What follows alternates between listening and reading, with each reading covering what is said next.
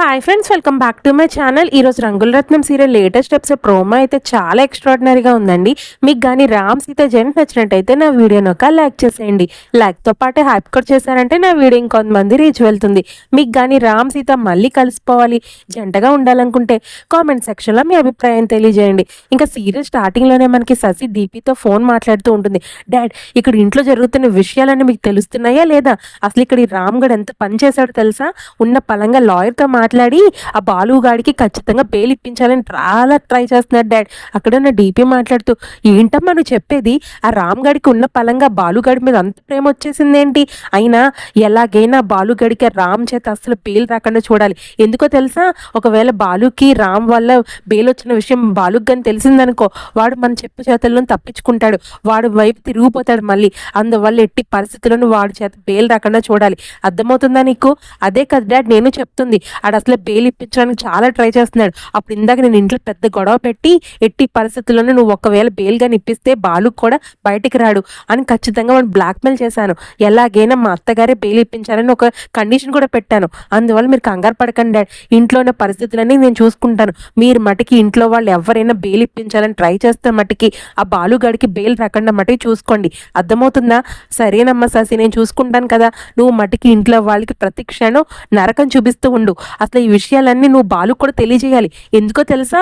మనం ఏదో పట్టించుకోవట్లేదని బాలుకి అనుమానం వచ్చిందనుకో, మనం వేసే ప్లాన్లన్నీ అడ్డదిడ్డంగా పాడైపోతాయి. ఇప్పుడు వెంటనే వెళ్ళి వాడితో ఒకసారి మాట్లాడు. అర్థమవుతుందా? సరే డాడ్, ఉన్న పలంగా నేను బయలుదేరుతానులేండి, మీరేం కంగారు పడకండి. మరో పక్క పోలీస్ స్టేషన్లో ఉన్న బాలు దగ్గరికి శశి వచ్చి మాట్లాడుతూ, ఏంటి బాలు ఇలా అయిపోయావు? ఒక్క రోజులోనే నువ్వు ఇలా అయిపోయావేంటి బాలు? నేను ఇలా చూడలేకపోతున్నాను తెలుసా? అక్కడే ఉన్న బాలు మాట్లాడుతూ, ఏంటి శశి ఎలా ఉన్నావు? ఇంత టైం తర్వాత రావడవా నువ్వు? ఇప్పుడు వరకు ఏం చేసావు? ఏముంటుంది బాలు, నీకు తెలిసిన విషయమే కదా. నిన్ను ఎలాగైనా బయటికి రప్పించమని అత్తయ్యని ఎంతలా వేడుకున్నానో తెలుసా? కనీసం నువ్వు కన్న కొడుకు అన్న ప్రేమ కూడా లేదు తెలుసా మీ అమ్మగారికి, మీ తాతయ్యకి? ఎందుకంటే ఎన్నిసార్లు బతిమాలనో తెలుసా? బాలు చేసిన తప్పే అయ్యుండొచ్చు అత్తయ్య, ఇంకెప్పుడు అలా ప్రవర్తించడు, ప్లీజ్ తన జీవితాన్ని నాశనం చేయకండి అని ఎన్నిసార్లు అడిగానో తెలుసా? అయినా అత్తయ్య ఎలా మాట్లాడారంటే, నువ్వు కనీసం తన కొడుకన్న ప్రేమ కూడా లేదు బాలు అసలు మీ అమ్మగారికి. ఎంత స్వార్థంగా ఆలోచిస్తున్నారో. నువ్వంటే ఇలా జైల్లో ఉంటేనే ఖచ్చితంగా నీ బుద్ధి వస్తుందంట. అయినా నువ్వు చేసింది ఏం తప్పు ఉంది బాలు? నాకు అర్థం అవ్వట్లేదు. అక్కడే ఉన్న బాలు మాట్లాడుతూ, ఎందుకు శశి మా అమ్మతో నువ్వు డిస్కషన్ పెడుతున్నా? మా అమ్మ గురించి నీకు తెలిసిన విషయమే కదా. అసలు నేనంటే మా అమ్మకు ప్రేమే లేదు. అసలు కన్న కొడుకు కాకపోయినా రామ్గడ్ అంటే పడి చచ్చిపోతుంది. నేను ఏం చేసినా తప్పే అన్నట్టు ప్రతిదీ తప్పైతే చూపిస్తూ ఉంటుంది. అసలు నేను కన్న కొడుకో లేకపోతే ఆ రామ్ గడ్ కన్న కొడుకో నాకైతే అర్థం అవ్వట్లేదు.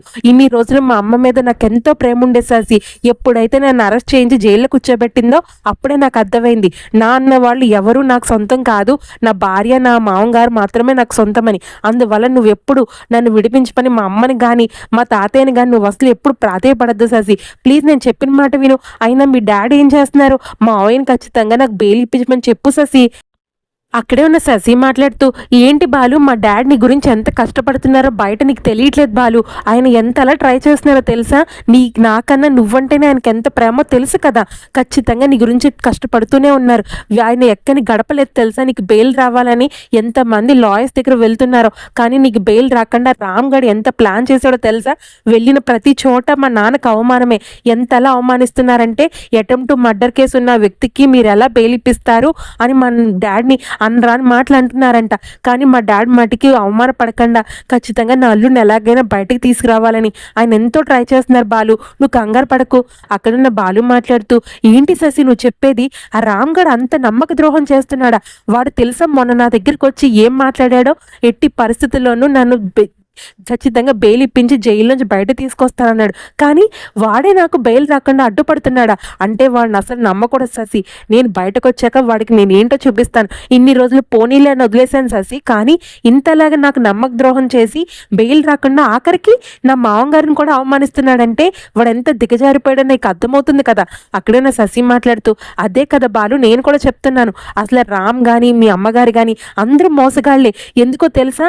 ఏం పాపం చేయని నిన్ను తీసుకెళ్లి జైల్లో కూర్చోబెట్టి అసలు ఇంతలా నిన్ను ఇలా చేయడానికి ఆది జగన్ రెచ్చగొట్టిన రామేమో వాడికి మంచివాళ్ళు అయిపోయాడు, ఇప్పుడు నువ్వేమో చెడ్డవాడు అయిపోయావు. అందువల్ల బాలు నువ్వు కంగారు పడకు. ఎట్టి పరిస్థితుల్లోనూ మా డాడ్ కష్టపడి నీకు బెయిల్ ఇప్పించి ఈరోజు రేపు నేను బయట తీసుకొచ్చేస్తారు. నువ్వు కంగారు పడకు బాలు. నేను చెప్పిన మాట విను. అక్కడే ఉన్న బాలు మాట్లాడుతూ, శశి నువ్వు చెప్పిందంతా నాకు అర్థమైంది.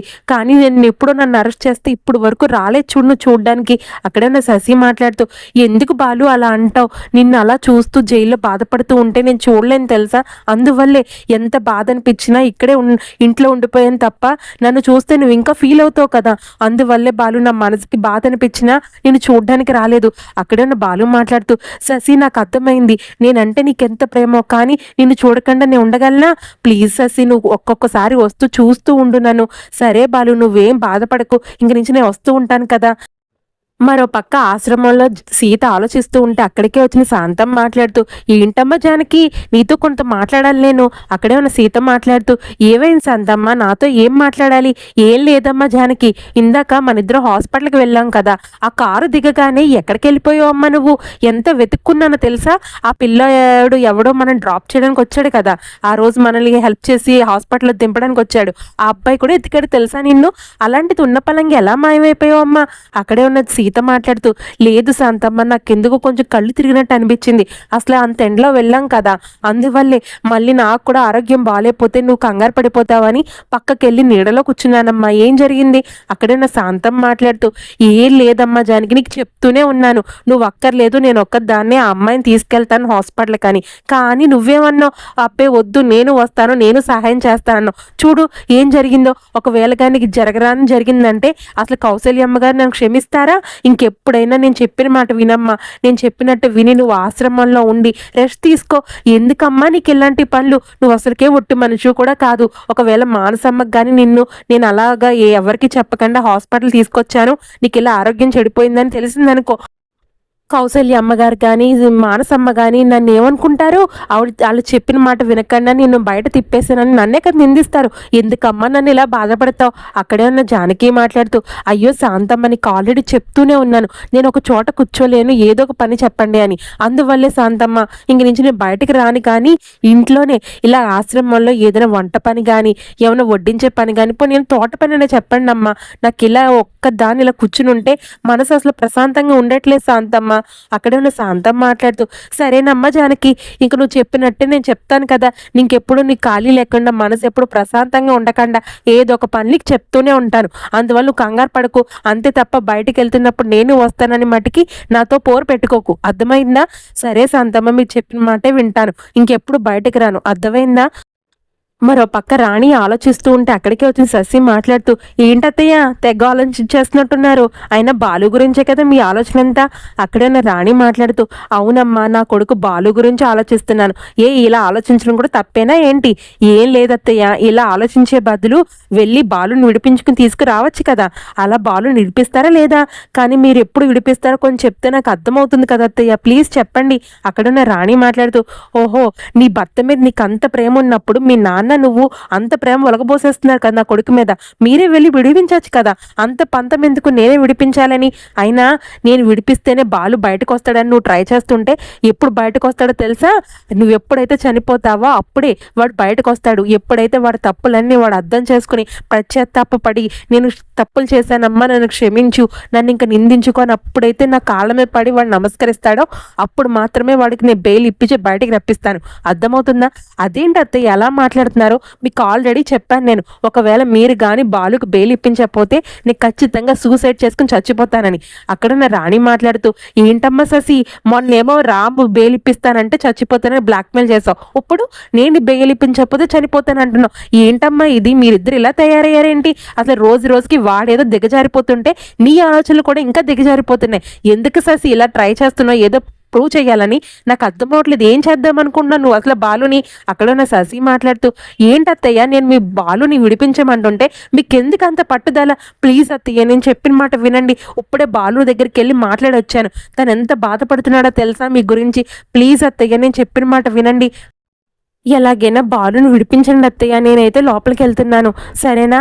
అక్కడే ఉన్న రాణి బాధపడుతుంటే అప్పుడే అక్కడికొచ్చిన రామ్ మాట్లాడుతూ, ఏంటమ్మా అంత దిగ్గాలుగా ఉన్నావు, ఏం జరిగింది? అక్కడే ఉన్న రాణి మాట్లాడుతూ, ఏం లేదురా రామ్, నీకు తెలిసిన విషయమే కదా, ఇందాక శశి అంట బాలుని కలవడానికి జైలుకి వెళ్ళిందంట. అక్కడ వాడు చాలా బాధపడుతున్నాడు, అసలు కుంగిపోయాడని నాకు చెప్తుంటే కొంచెం బాధ అనిపిస్తుందిరా. అక్కడే ఉన్న రామ్ మాట్లాడుతూ, అమ్మా నీకు చెప్తున్నాను కదా, బాలు ఎంత మంచివాడో నీకు తెలిసిన విషయమే కదా. ఎప్పుడైతే శశి తన జీవితంలోకి అడుగు పెట్టిందో అప్పుడే తను మారిపోయాడు. అంతే తప్ప బాలు వ్యక్తిగతంగా ఎప్పుడు మంచివాడు కాదని నువ్వు అర్థం చేసుకుంటున్నావు కదా. ప్లీజ్ నేను చెప్పిన మాట వినమ్మా. ఎప్పుడైతే శశి డీపీ యొక్క ఆలోచనలు వాడు బుర్రలోకి ఎక్కించుకున్నాడో అందువల్ల వాడు అలా ప్రవర్తిస్తున్నాడు. ఒకవేళ మనం ఇంకా వాడిని వదిలేసి అలా జైల్లోనే ఉంచామనుకోండి, ఖచ్చితంగా శశి డీపీ ఏం చెప్తే వాడు అదే చేస్తాడమ్మా. ప్లీజ్ నేను చెప్పిన మాట విను. ఎట్టి పరిస్థితుల్లోనూ వాడిని అలా ఒంటరిగా వదిలేకమ్మా. వాడు నేను ఆదిత్య ఎంత చక్కగా ఉండేవాళ్ళం, అలాంటిది ఇప్పుడు తిను రావడం వల్ల శశి వల్ల వాడు మారిపోయాడు. ఇప్పుడు కూడా శశి చెప్పిన మాటే వాడు వినాలి అని నువ్వు అనుకుంటే మాటకి ఎట్టి పరిస్థితులను వాడిని అక్కడ వదిలేకమ్మా. నేను చెప్పిన మాట విను. వాడు ఇంకా ఇంకా వాళ్ళు ఏం చెప్తే అలా ఆడే బొమ్మలా అయిపోతున్నాడమ్మా. ప్లీజ్ నేను చెప్పిన మాట వినమ్మా. అక్కడున్న రాణి మాట్లాడుతూ, ఒరే రామ్, నీకు తెలిసిన విషయమే కదరా, వాడు నీ విషయాల్లో అన్ని విషయాల్లో నిన్ను బాధ పెట్టాడు. అలాంటిది వాడు నువ్వు ఇంకా వాడికే సపోర్ట్ చేస్తూ మాట్లాడితే ఇంకా వాడు ఎప్పుడు మారుతాడు చెప్పు. ప్లీజ్ నేను ఇప్పటికైనా వాడికి శిక్ష వెయ్యాలని నిర్ణయించుకున్నాను కదరా. ప్లీజ్ నేను చెప్పిన మాట వినరా. లేదమ్మా, నా మీద ఒట్టే. నువ్వు ఒకవేళ బాలుకి కానీ బెయిల్ ఇవ్వకపోతే, నువ్వు నిజంగా వాడికి బెయిల్ ఇవ్వకుండా ఇంకా మొండికేసి కూర్చున్నావనుకో, నేను ఉన్న పలంగా ఇంట్లోంచి వెళ్ళిపోతాను. నా మీద ఒట్టని చెప్తున్నాను కదా. అక్కడ నా రాణి మాట్లాడుతూ, ఏంట్రా రావు, నువ్వేంటి ఇలా మాట్లాడుతున్నావు? అసలు బాలుగడ గురించి నీకు నాకు మధ్య డిస్కషన్ వద్దని నీకు చాలాసార్లు చెప్పాను, కానీ నువ్వు ఇంకా మారకుండా వాడి గురించే మాట్లాడుతున్నావు. ఇప్పుడేమో వాడు బయటికి తీసుకురాకపోతే నీ మీద ఒట్టంటున్నావు. ఎందుకురా ఇలా ప్రవర్తిస్తున్నావు? అందరూ నన్ను ఎందుకు బాధ పెట్టాలని ట్రై చేస్తున్నారు? ఇక్కడ ఉన్న రామ్ మాట్లాడుతూ, అమ్మ నేనేం బాధ పెట్టాలనుకోవట్లేదు, కానీ నువ్వు జరుగుతున్న విషయం నీకు అర్థమవుతుంది కదా. ఎట్టి పరిస్థితుల్లో నువ్వు బాలును ఇంటి నుంచి తీసుకురావాల్సిందే, అర్థమవుతుందా? అక్కడే ఉన్న రాణి మాట్లాడుతూ, సరేరా రామ్, నువ్వు చెప్పిందంతా నాకు అర్థమవుతుంది, కానీ వాడు ఇప్పటికైనా మారతాడు అని కొంచెం టైం ఇద్దామనుకున్నాను. కానీ ఎప్పుడైతే నువ్వు ఇంట్లోంచి వెళ్ళిపోతానో, నీ మీద ఒట్టని నువ్వు అన్నావో, ఖచ్చితంగా నీ మీద ప్రేమతోనే వాడిని ఇంటికి తీసుకురావాలని నిర్ణయించుకున్నాను. పదరా వెళ్ళి వాడిని తీసుకొద్దాం. అక్కడ ఉన్న రామ్ మాట్లాడుతూ, ఏంటమ్మా నువ్వు మాట్లాడేది నిజంగానేనా? పద, నాకు తెలిసిన లాయర్ ఒకరున్నారు, వాళ్ళని తీసుకెళ్ళి మనం బెయిల్ ఇప్పిద్దామమ్మా, పద అని అక్కడితో ఎపిసోడ్ అయితే పూర్తయిందండి. నా ఎక్స్ప్లెనేషన్ మీకు నచ్చినట్టయితే ప్లీజ్ లైక్ చేయండి, షేర్ చేయండి, కామెంట్ చేయండి. ఫస్ట్ టైం నా ఛానల్ చూస్తున్నట్టయితే సబ్స్క్రైబ్ చేసి బెల్ ఐకాన్ ప్రెస్ చేయండి. నేను వీడియో పెట్టగానే మీకు నోటిఫికేషన్ వచ్చేస్తుంది. మీకు కానీ రామ్ సీత జెంట్ నచ్చినట్టయితే కామెంట్ సెక్షన్లో ఎస్ అని టైప్ చేయండి.